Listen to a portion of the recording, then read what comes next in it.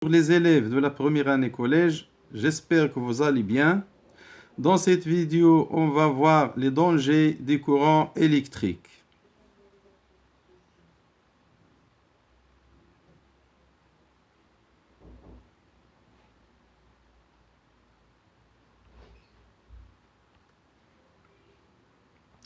On commence tout d'abord par rechercher la panne électrique. Ici, nous avons un circuit électrique contenant une pile, une lampe et un interrupteur.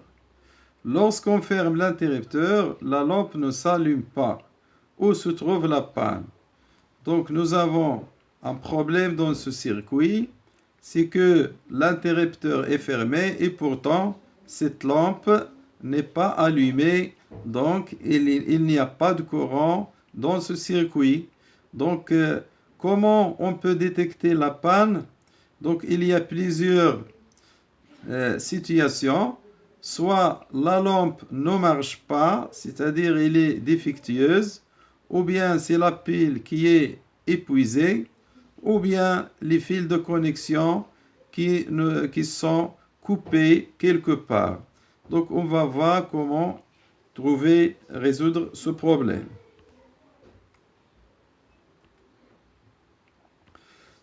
Je détecte une panne dans un circuit électrique. Je teste un par un les éléments du circuit défectueux. Donc, on va détecter un par un, c'est-à-dire on va détecter la pile, la lampe et les fils de connexion et l'interrupteur. On utilise un voltmètre ou une ampoule neuve et on les branche en parallèle avec chaque élément du circuit. Donc, pour détecter la panne, on utilise soit un voltmètre, soit une ampoule neuve, c'est-à-dire qui marche bien. Donc, si on branche le voltmètre, par exemple, on revient donc à notre circuit. Si je branche le voltmètre aux bornes de la pile et que le voltmètre nous donne 0 volt, c'est-à-dire que la pile ne marche pas, elle est épuisée. Si je branche le voltmètre aux bornes de la lampe et je vois qu'il donne une tension, c'est-à-dire que la lampe qui est épuisée, c'est-à-dire il y a une tension, aux bornes de la lampe, mais la lampe ne s'allume pas, c'est-à-dire elle est épuisée, elle est grillée. Pour les fils de connexion, si un fil est coupé quelque part, je peux le tester avec un ohmmètre. Si je branche aux bornes de ce fil-là un ohmmètre, s'il donne presque 0, c'est-à-dire que le fil marche bien. S'il donne une valeur très grande, c'est-à-dire infinie, c'est-à-dire que le fil est brisé quelque part. Donc, à l'aide d'un ohmmètre, je peux tester les fils de connexion. Je peux aussi tester l'interrupteur et la lampe à l'aide d'un ohmmètre. Pour la pile, je peux la tester à l'aide d'un voltmètre. Si le voltmètre nous donne 0 volt aux bornes de la pile, c'est-à-dire que la pile est épuisée, donc il ne marche plus.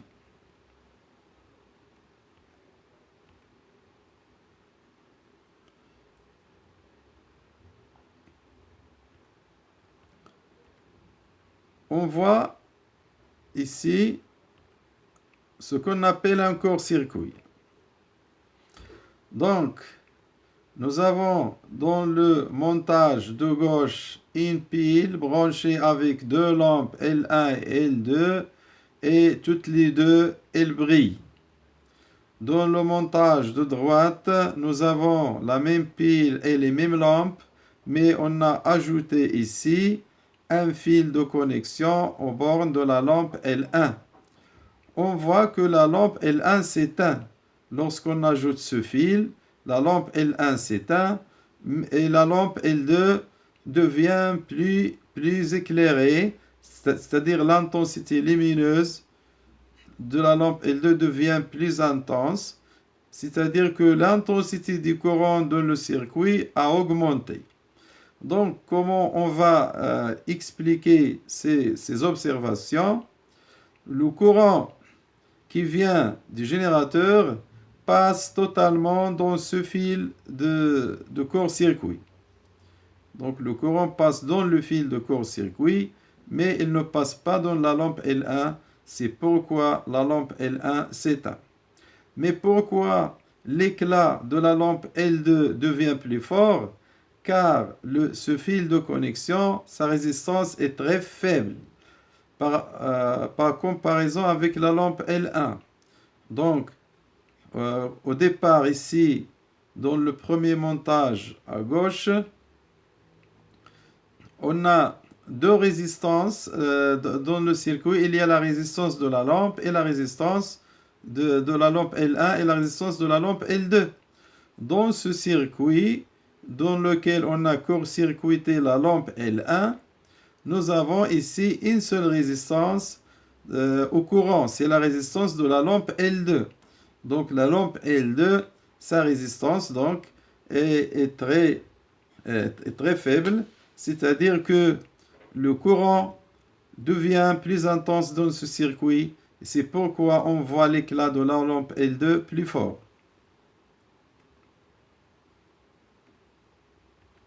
Observation.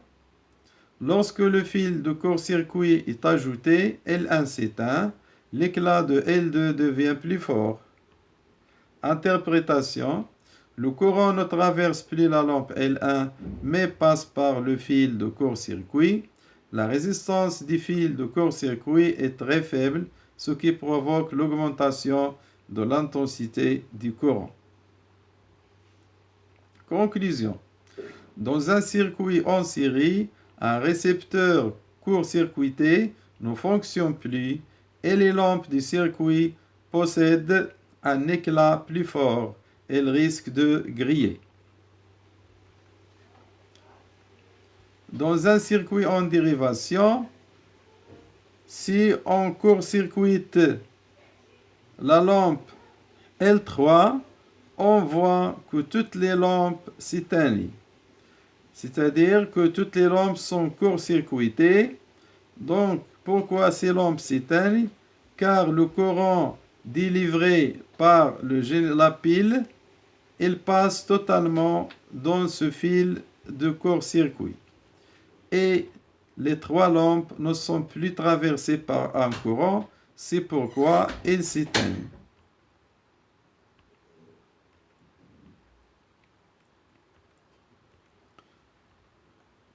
Observation. La lampe court-circuitée s'éteint ainsi que toutes les autres lampes. Interprétation. Le générateur n'est relié qu'à un fil de connexion, donc le court-circuit des lampes entraîne aussi le court-circuit de la pile et des autres lampes. Conclusion. Dans un circuit avec dérivation, le court-circuit d'un récepteur entraîne le court-circuit du générateur et des autres récepteurs. Les récepteurs cessent de fonctionner, il y a risque d'endommager le générateur et de provoquer un incendie. Les dangers du courant. Ici, nous avons une pile plate sur laquelle on a posé de l'allimaille de fer, la paille de fer. Cette paille est brûlée car elle a provoqué un court-circuit de la pile. Court-circuit d'une pile, schéma de l'expérience. Donc, on voit ici une pile branchée avec une lampe. Cette lampe est allumée. Quand on fait un court-circuit ici, on voit donc, on a branché un fil de connexion aux bornes de la pile. On voit que la lampe s'éteint. C'est-à-dire que le courant donné par le générateur passe totalement dans ce fil de court-circuit. Et il n'y a plus de courant dans cette lampe et la lampe s'éteint. Donc ça peut provoquer l'échauffement de la pile et il sera épuisé rapidement.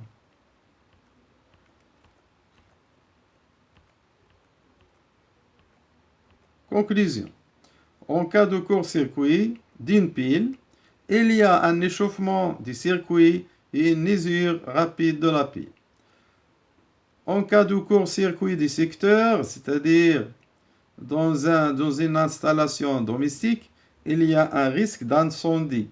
Pourquoi? Car le courant qu'on a à la maison est très fort. Court-circuit d'une lampe. Donc ici, nous avons une pile, une lampe et une portion du circuit qui contient la paille de fer. Ici, nous avons la même chose, mais on a court-circuité cette lampe. Donc, le courant qui sort de la pile, de la borne positive, il va passer totalement ici dans le fil de connexion, c'est-à-dire dans le court-circuit, et va passer dans l'émail de fer.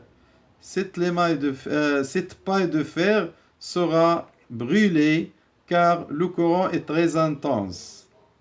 Donc on voit ici que la paille de fer devient brûlée et la lampe s'éteint. Donc la lampe s'éteint car elle n'est plus traversée par un courant. Pourquoi? Parce que le courant, quand il arrive ici à ce nœud, elle préfère passer par le chemin le plus facile, c'est-à-dire le moins résistant. Donc, il passe dans ce fil, car ce fil, sa résistance est négligeable, elle est presque nulle. Mais la résistance de la lampe, elle est plus grande par comparaison avec la résistance de ce fil. Donc, c'est pourquoi que le courant qui sort de la borne positive du générateur, elle passe totalement dans le fil de connexion ici et passe dans la paille de fer et revient au générateur. Donc cette lampe, elle n'est pas traversée par un courant, c'est pourquoi elle s'éteint. Mais ce court-circuit, son inconvénient, il provoque une grande intensité dans le circuit, ce qui a chauffé la paille de fer qui est brûlée et peut même chauffer la pile qui peut être détériorée aussi.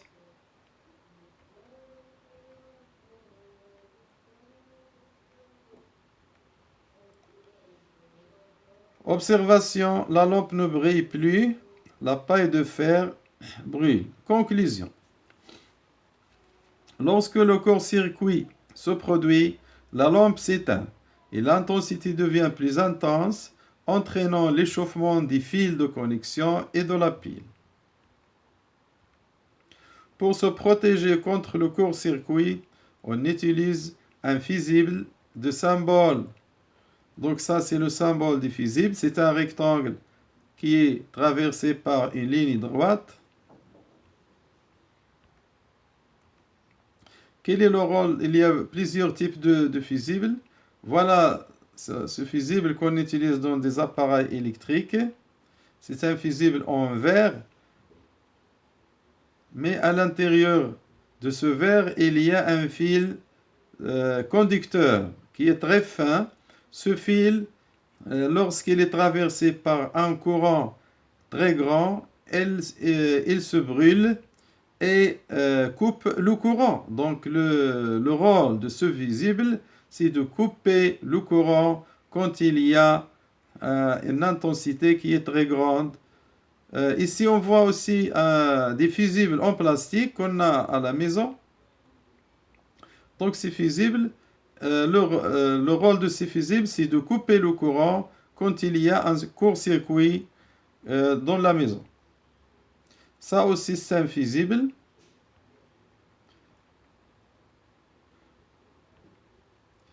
Ces fusibles, on les utilise dans les voitures. Fusible en céramique pour l'installation électrique domestique, donc à la maison qu'on utilise ces fusibles. On voit ici chaque fusible.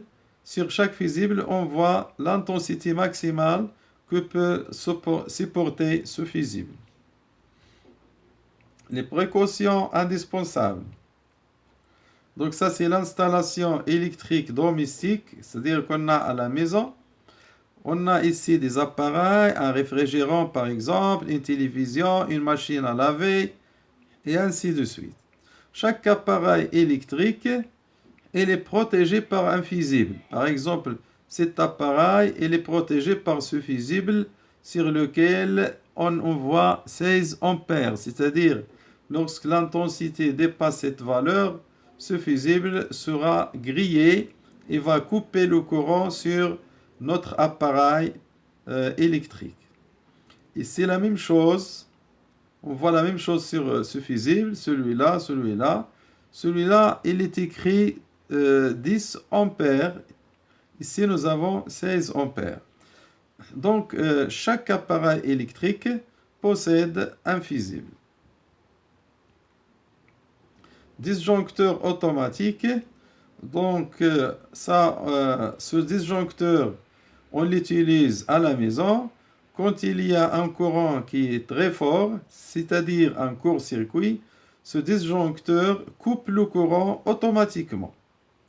Donc, ça s'appelle un disjoncteur automatique. Remarque, pour protéger les appareils électriques, on ajoute un disjoncteur qui ouvre automatiquement le circuit lorsqu'il y a un court-circuit. La valeur maximale autorisée dépend des influences externes et plus particulièrement de la présence ou non de l'eau. Dans le cas général, la tension U est inférieure à 50 volts, comme dans les chantiers. Au milieu mouillé, comme dans les piscines, on a moins 12 volts. Donc ici, on voit cet axe, il contient les problèmes ou bien les dangers du courant électrique. Lorsque le courant qui traverse le corps humain dépasse cette valeur, c'est-à-dire 1 ampère, il y a arrêt du cœur, c'est-à-dire c'est la mort de l'être humain. Lorsque l'intensité dépasse 75 mA, il y a fibrillation cardiaque irréversible, c'est-à-dire que le cœur, le muscle cardiaque devient des fibres. 30 mA.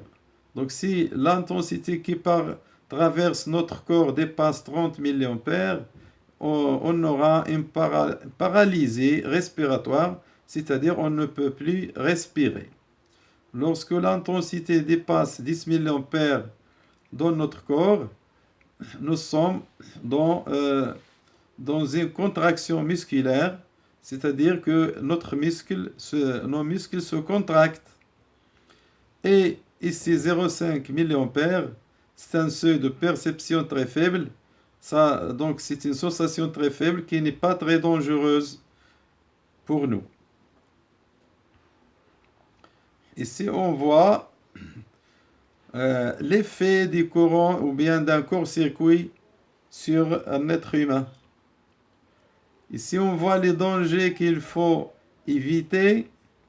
Voilà un bébé qui joue avec des fils ou bien une rallonge. Ça, c'est une rallonge qui est coupée.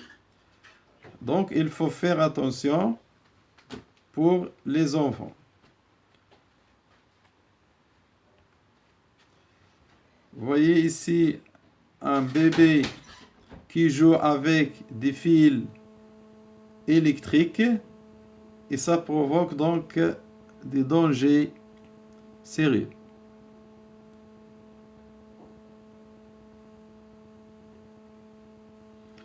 Ici, vous voyez, ça aussi c'est un danger. Un homme qui touche au robinet, ou bien une femme qui touche au robinet et qui utilise un séchoir. Donc, on peut avoir un passage du courant dans le corps ici, et ça provoque bien sûr beaucoup de dangers. Le corps humain est conducteur et surtout s'il est humide. Il peut donc être en situation d'électrisation, c'est-à-dire traversé par un courant électrique. L'électrisation peut être mortelle, c'est ce qu'on appelle l'électrocution. Ne jamais toucher une borne d'une prise électrique à la main. Ne jamais toucher un fil d'une idée. Ne jamais réparer un appareil électrique sans l'avoir débranché. Ne jamais utiliser un appareil électrique dans un local humide comme la salle de bain. Si la tension électrique est inférieure à 24 volts, il n'y a aucun risque d'électrisation pour les êtres humains. Une telle tension ne peut provoquer un courant de plus de 0,5 mA. Même si la peau est mouillée, on ne sent rien. La tension du secteur à la maison vaut 230 volts. Une telle tension peut faire circuler à travers le corps humain un courant d'intensité faible, 50 mA, mais qui peut être mortel au moins d'une seconde. Donc, merci pour votre attention et à la prochaine vidéo.